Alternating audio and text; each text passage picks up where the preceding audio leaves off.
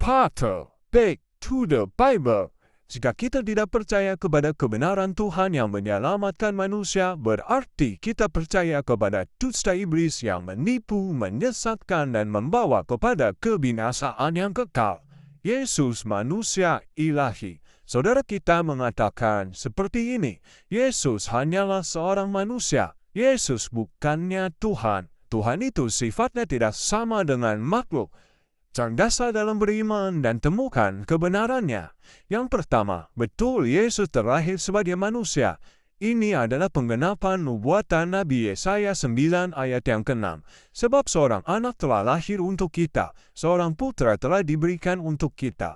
Lambang pemerintahan ada di atas bahunya, dan namanya disebutkan orang, Penasehat Ajaib, Allah yang perkasa, Bapa yang kekal, Raja damai. Ada yang berkata ini kan nubuatan, tetapi kenapa pakai kata telah, berarti telah lahir? Pertanyaannya, apakah Yesus sudah lahir di zaman Nabi Yesaya? Jawabannya jelas belum. Mengapa memakai kata telah? Artinya Yesus sudah ada sebelum dia lahir ke dalam dunia. Ya, Yesus adalah firman. Jadi, ayat ini jelas sebutan untuk Yesus, Penasehat Ajaib, Allah yang perkasa, Bapa yang kekal, Raja damai. Yang kedua, ini yang banyak orang tahu, Yesus itu manusia. Padahal Yesus adalah firman yang telah menjadi manusia. Firman adalah pencipta. Tidak ada firman yang diciptakan, karena firman menciptakan segala sesuatu. Yang ketiga, jadi Tuhan sendiri katakan banyak orang tahu tentang Tuhan akan tetapi tidak kenal Tuhan dengan benar.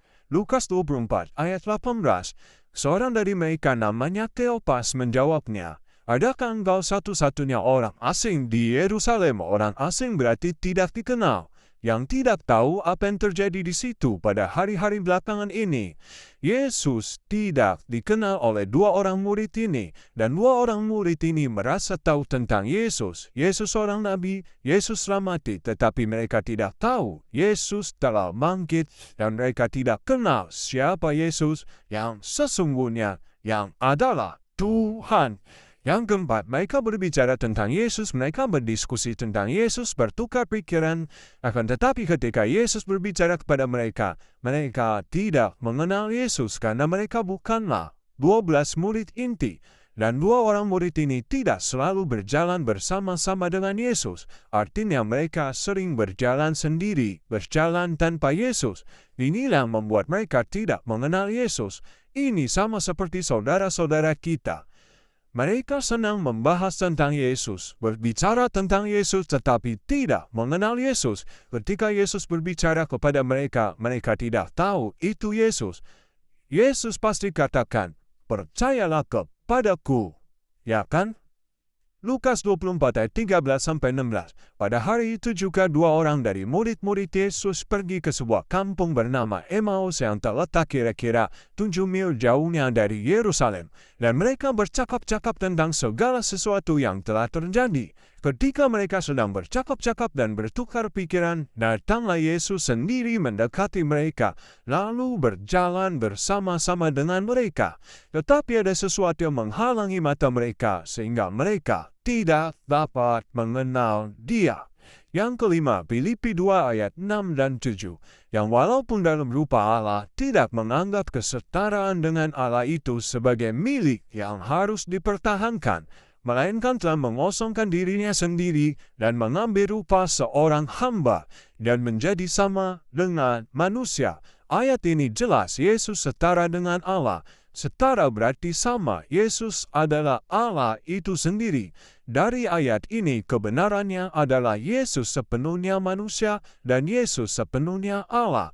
Bukan Yesus 100% manusia dan bukan 100% Allah. Yang disalahartikan oleh saudara kita jadi 200%. Inilah yang disebut manusia ilahi. Manusia sesuatu yang ilahi tidak dapat mati dan kekal sifatnya. Yang keenam, ada banyak dalil yang membuktikan ketuhanan Kristus. Ini yang saudara kita tidak mau jujur untuk mengakuinya. Manusia mana yang mempunyai segala kuasa atas yang hidup dan dapat memberikan hidup yang kekal? Yohanes 17 ayat yang kedua. Manusia mana yang sudah ada sebelum dunia ada dan memiliki kemuliaan? Yohanes 17 ayat 5. Manusia mana yang bisa menjadi hakim untuk semua manusia dan semua manusia yang mati dan orang-orang dalam kuburan akan mendengar suara Yesus. Yohanes 5 ayat 19 sampai 40. Dan semua orang harus menghadap takhta pengadilan Kristus. 2 Korintus 5 ayat yang ke-10. Sebab kita semua harus menghadap takhta pengadilan Kristus supaya setiap orang memperoleh apa yang patut diterimanya sesuai dengan yang dilakukannya dalam hidupnya ini, baik atau jahat. Manusia mana yang berkuasa menyerahkan nyawanya dan berkuasa mengambilnya kembali? Yohanes 10 ayat 17-18. Manusia mana yang mati bangkit dan hidup kembali dan tidak mati lagi? Roma 6 ayat yang ke-9. Semua manusia pasti mati, ada yang mati suri, bangkit hidup dan mati kembali. Yesus setelah bangkit tidak mati lagi, dan dia berjanji akan datang kembali ke dalam dunia untuk menjemput umatnya yang telah mempersiapkan diri menjadi mempelai Kristus, hidup benar dan hidup kudus. Dia Tuhan yang kekal. Yang ketujuh, nama-nama Allah jelas, itulah yang Yesus katakan. Oleh karena itu Yesus dituduh oleh orang-orang Yahudi karena menyamakan diri dengan Allah, atau Yesus menghujat Allah. Padahal dia adalah Allah itu sendiri, Tuhan Sang Pencipta, Firman yang menjadi manusia, yang menciptakan segala sesuatu. Sama seperti yang Yesus katakan, akulah kebenaran, akulah kehidupan, akulah kebangkitan, akulah terang dunia, akulah yang awal dan yang akhir. Itu Tuhan. Percayalah, Dia Tuhan semua manusia, dan kita semua harus menghadap kepada Dia dan bertemu dengan Dia pada akhirnya nanti. Back to the Bible. Dengan kasih Tuhan, kembalilah kepada jalan yang benar.